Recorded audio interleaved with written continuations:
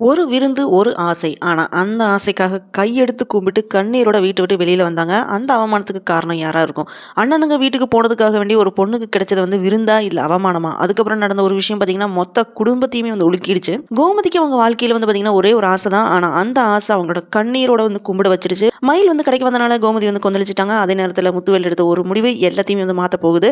இந்த விருந்து சந்தோஷத்துக்காக வேண்டி கிடையாது. ஒரு பெரிய புயலுக்கான முன்னறிவிப்பு மாதிரி தான் தெரியுது. இந்த எபிசோட் பார்த்தீங்கன்னா, ஃபுல்லா எமோஷனல் ரோலர் கோஸ்டரா தான் போயிருக்கு. லாஸ்ட் டிசிஷன் தான் மிஸ் பண்ணாம பாருங்க. அண்ணனோட வீட்டுக்கு வர கோமதி குடும்பத்தில் இருக்கிற எல்லாரையுமே விருந்துக்கு கூப்பிடுறாங்க. ஆனா முத்து சக்திவேல் 2 பேருமே வர முடியாது அப்படின்னு சொல்லி திருப்பி அனுப்பிடுறாங்க. இதுக்கப்புறம் தான் காந்திமதினால யாருமே எக்ஸ்பெக்ட் பண்ணாத டர்னிங் பாயிண்ட் ஒன்று நடந்திருக்கு. அது என்னவா இருக்கும் அப்படின்னு தெரிஞ்சுக்க வீடியோ ஸ்கிப் பண்ணா பாருங்க. என்னவா இருக்கும்னு தெரிஞ்சுக்க எனக்குமே ரொம்ப ஈகரா தான் இருக்கு. வாங்க பார்க்கலாம்.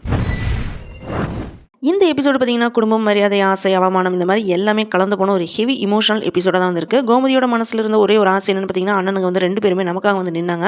அதுக்காக நன்றி சொல்லணும். ஒரு நாள் எல்லாரும் கூடயுமே சேர்ந்து ஒண்ணா சாப்பிடணும். அந்த ஒரே ஒரு ஆசை மட்டும்தான். ராஜி மீனாவோட பேச்சை கேட்டு அண்ணனோட வீட்டுக்கு வந்த கோமதிக்கு செமையா அவமானம் மட்டும்தான் வருது. முத்து சக்திவேல் 2 பேருமே கோமதி வீட்டு விட்டு போக சொல்லிடுறாங்க. ஆனா அங்க கோமதி எக்ஸ்பெக்ட் பண்ணது விருந்தில் வலியோட கலந்த அவமானம் மட்டும்தான். கோமதி உள்ள வந்த உடனே முத்து சக்திவேல் காட்டின கடுமையான முகம்னால கோமதி பயந்துட்டாங்க. கோமதியோட அண்ணா அப்ப என்ன சொல்றாங்க பார்த்தீங்கன்னா, உனக்கு ஒரு கஷ்டம் போய் உதவுங்கன்னு பெத்த கண்ண கசக்கணும். அதனால தான் நாங்க வந்தோம். மத்தபடி வேற எதுவுமே கிடையாது. இதை வச்சுட்டு 2 குடும்பமும் ஒண்ணு சேர்றது எல்லாம் சரியா வராது அப்படின்னு சொல்றாங்க. அதோட கோமதி வீட்டுக்கு விருந்துக்கும் வரமாட்டேன் அப்படின்னு உறுதியா சொல்லிடுறாங்க. இந்த டயலாக்லயே பாத்தீங்கன்னா கோமதியோட மனசு உடைஞ்சு போயிடுது. கோமதிக்கு அடிமேல் அடிதான் கிடைச்சிருக்கு.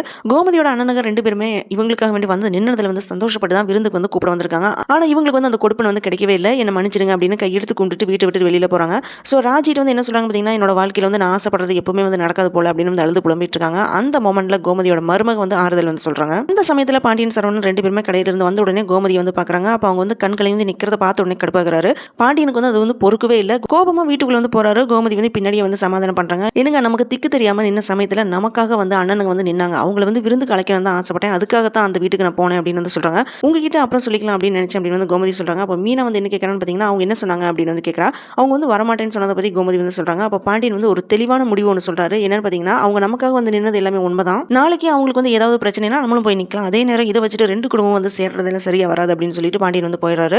இதுல பாண்டியனோட மெச்சூரிட்டி தெளிவா தெரியுது. அதுக்கப்புறம் சரவணன் என்ன சொல்றான்னு பாத்தீங்கன்னா, கடைக்கு மயில் விஷயத்தை பத்தி எல்லாமே சொல்லிட்டு இருக்கான். அதை கேட்ட உடனே செம்மையா கோவப்படுறாங்க கோமதி. அவளுக்கு எவ்வளவு திமிரு இருந்தா கடைக்கு வந்திருப்பா அப்படின்னு சொல்றாங்க. நம்மள நிம்மதியாவே இருக்க விட மாட்டா போல அப்படின்னு கத்திட்டு இருக்காங்க.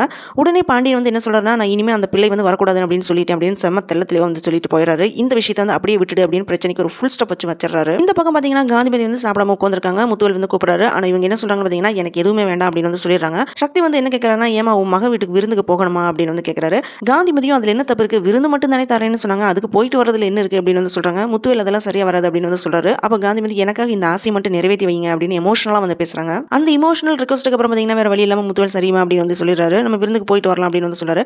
இதை கேட்ட உடனே எல்லாருமே சந்தோஷப்படுறாங்க. ஆனா சக்திவேல் மட்டும் எரிச்சலாகிறாரு. பழனிட்ட நாளைக்கு போய் நம்ம மதியம் விருந்துக்கு வரேன் சொல்லிடு அப்படின்னு சொல்றாரு. அதே மாதிரி மறுநாள் பாத்தீங்கன்னா பழனி அக்காட்ட விஷயத்தை சொல்றான். சோ அதை கேட்ட உடனே கோமதி துள்ளி குதிக்கிறாங்க. தடபுடலா விருந்து எல்லாமே ரெடி பண்ணணும் அப்படின்னு தலகால் புரியாம சந்தோஷத்துல ஆடுறாங்க. அவங்களோட ஆசை, சந்தோஷம், நம்பிக்கைன்னு எல்லாமே அவங்களோட முகத்துல நல்லாவே தெரியுது. இதுக்கப்புறம் தான் விருந்தில் நடக்க போறது என்னன்றது இனி வர எபிசோட்ல நம்ம தெரிஞ்சுக்க போறோம். கோமதி இவ்வளவு சந்தோஷமா விருது ரெடி பண்றா. ஆனா இந்த விருந்துல சந்தோஷம் தான் நடக்க போகுதா இல்ல இன்னொரு பெரிய அவமானமா இருக்க போகுதா அப்படின்றது போக போகுதா நமக்கு தெரியும். ஒரு அம்மாவோட ஆசைக்காக வேண்டி முத்துவேல் எடுத்த அந்த ஒரு முடிவு அவரோட குடும்பத்துக்கு சந்தோஷம் தரப்போகுதா இல்ல ஒரு புதிய சண்டையா இருக்க போகுதா? விருந்து தேதி ஃபிக்ஸ் ஆயிடுச்சு. ஆனா பழைய கசப்பு சும்மா விடுமா என்ன? நாளைக்கு எபிசோட் அமைதியா இருக்காது மட்டும் தெளிவா தெரியுது. அண்ணனுங்க வீட்டுல பாத்தீங்கன்னா விருந்துக்கு தயாராகிறாங்க. அதே நேரத்தில் ஒருத்தருக்கு மட்டும் இந்த சந்தோஷம் சுத்தமா பிடிக்கவே இல்லை. இந்த விருந்து பாத்தீங்கன்னா குடும்பங்களை சேர்க்க போகுதா இல்ல முழுசா பிரிக்க போகுதா? இதோட ஆன்சர் நாளைக்கு பாண்டியன் ஸ்டோர்ஸ் 2 எபிசோட்ல நம்ம தெரிஞ்சுக்கலாம். இந்த விருந்து சரியா நடக்கணும்னு நீங்க நினைக்கிறீங்களா? கமெண்ட்ல சொல்லுங்க. Thanks for joining with me. இந்த வீடியோ உங்களுக்கு பிடிச்சிருக்கும் நம்புறேன். இந்த வீடியோக்கு லைக் பண்ணுங்க, ஷேர் பண்ணுங்க, சப்ஸ்கிரைப் பண்ணுங்க. Have a great day.